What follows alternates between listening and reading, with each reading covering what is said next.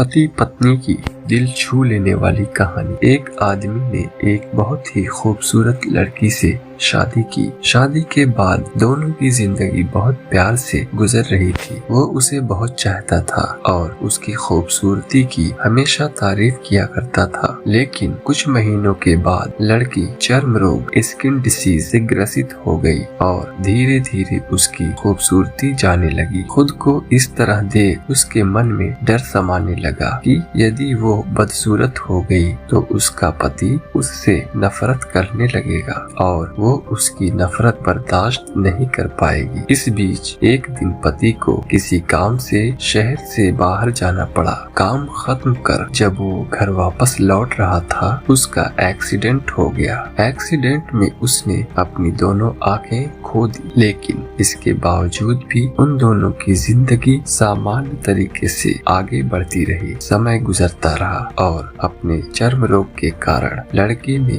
अपनी खूबसूरती पूरी तरह गंवा दी। वह बदसूरत हो गई, लेकिन अंधे पति को इस बारे में कुछ भी पता नहीं था, इसलिए इसका उनके खुशहाल विवाहित जीवन पर कोई प्रभाव नहीं पड़ा। वो उसे उसी तरह प्यार करता रहा। एक दिन उस लड़की की मौत हो गई। पति अब अकेला हो गया था। वो बहुत दुखी था। वो उस शहर को छोड़कर जाना चाहता था। उसने अंतिम संस्कार की सारी क्रियाविधि पूर्ण की और शहर छोड़कर जाने लगा। तभी एक आदमी ने पीछे से उसे पुकारा और पास आकर कहा, अब तुम बिना सहारे के अकेले कैसे चल पाओगे? इतने साल तो तुम्हारी पत्नी तुम्हारी मदद किया करती थी। पति ने जवाब दिया, दोस्त, मैं अंधा नहीं हूँ, मैं बस अंधा होने का नाटक कर रहा था, क्योंकि यदि मेरी पत्नी को पता चल जाता कि मैं उसकी बदसूरती देख सकता हूँ तो ये उसे उसके रोग से ज्यादा दर्द देता।